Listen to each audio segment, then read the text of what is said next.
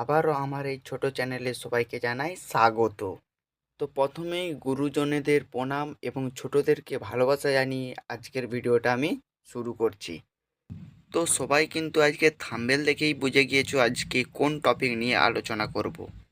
আলোচনার পূর্বে তোমাদের কাছে আমার একটাই অনুরোধ, ভিডিওটি ভালো লাগলে একটি লাইক করো এবং ভিডিওটিকে প্রচুর পরিমাণে আপনজনদের কাছে শেয়ার করে দাও এবং সাবস্ক্রাইব করে আমাদের পাশে থেকো। তো চলো ভিডিওটা শুরু করি। আজকের ভিডিওর টপিক ইসম কার্ড নতুনভাবে কিভাবে অ্যাপ্লাই করবি।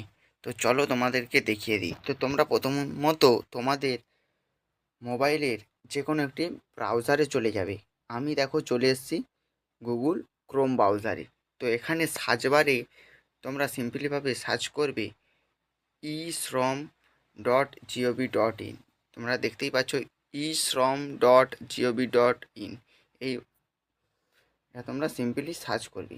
তো সার্চ করার পর এরকম একটি ওয়েবসাইট তোমাদের সামনে চলে আসবে। তো আসার পর প্রথম যেই লিঙ্কটা রয়েছে সেই লিঙ্কটাই কিন্তু তোমরা ক্লিক করে দেবে। তো সিম্পলিভাবে আমি ক্লিক করে দিলাম।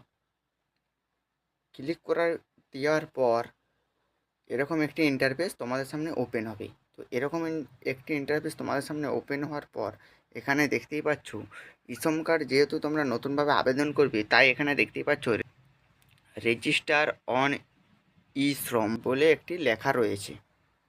তো এই লেখাটাই তোমরা সিম্পলিভাবে ক্লিক করে দেবে।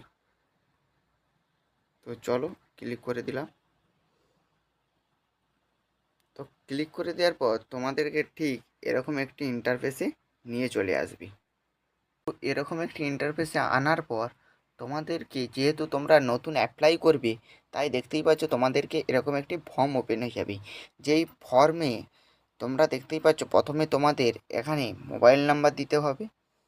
তারপরে দেখো এই ক্যাপচাটা কিন্তু তোমাদেরকে এই ঘরটাতে হুবহু বোঝ করিয়ে দিতে হবে। তারপরে দেখো কি বলেছে, are you an active member of employees provident fund organisation. মানে আপনি কি অ্যাক্টিভ রয়েছেন, আপনি কি কোনো মেম্বার কোনো এমপ্লয়িজ প্রোভাইড ফান্ডের।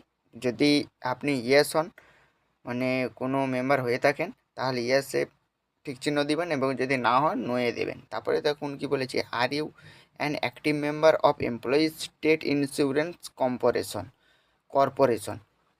তো আপনি কি এই স্টেট ইন্স্যুরেন্স কর্পোরেশনের মেম্বার। যদি ইয়েস হয়ে থাকেন ইয়েস এবং নো হয়ে থাকলে নোয়ে ক্লিক করে দেবেন।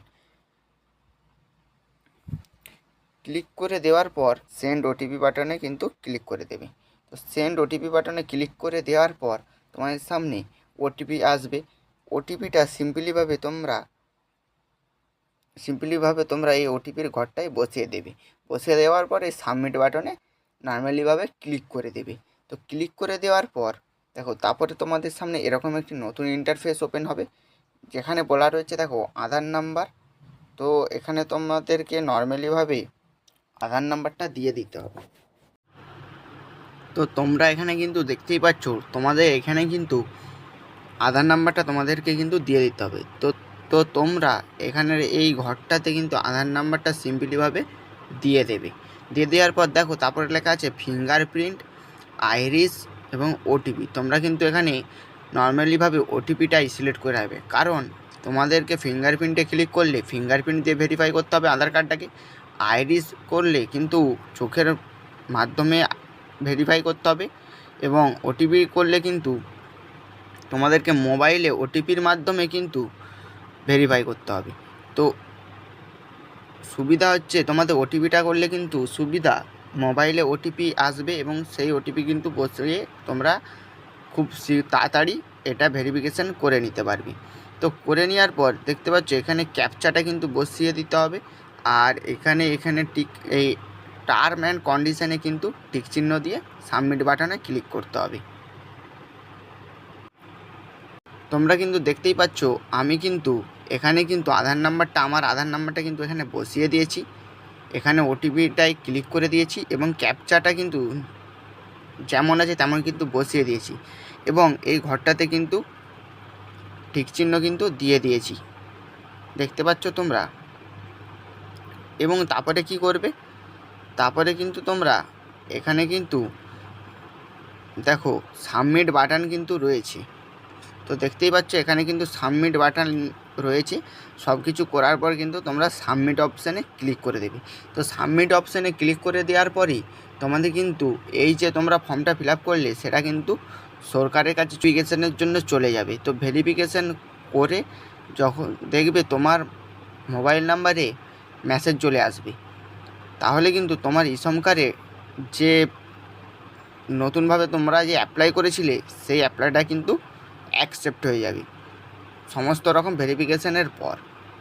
তো বন্ধুরা, এই ছিল আজকের আপডেটটি কেমন লাগলো? যদি ভালো লাগে তাহলে একটি লাইক করো এবং চ্যানেলে নতুন হলে চ্যানেলটিকে সাবস্ক্রাইব করে আমাদের পাশে দেখো এরকম নিত্য নতুন ভিডিও পাওয়ার জন্য। তো বন্ধুরা, আবারও দেখা হবে পরের ভিডিওতে। আজকে কিন্তু এই পর্যন্তই, নিয়ে আসবো পরের আরেকটি মূল্যবান ভিডিও। তো অবশ্যই সেই ভিডিওটি পেতে এই চ্যানেলটিকে কিন্তু সাবস্ক্রাইব করে পাশে থাকা অল নোটিফিকেশানটি বেল আইকনটি প্রেস করে রাখো, যাতে এরকম দরকারি ভিডিও তোমাদের কাছে সর্বপ্রথম কিন্তু পৌঁছে যায়। তো চলো, ভালো থেকো, সুস্থ থেকো সবাই। আজকে কিন্তু এখানেই আমি সমাপ্ত করলাম।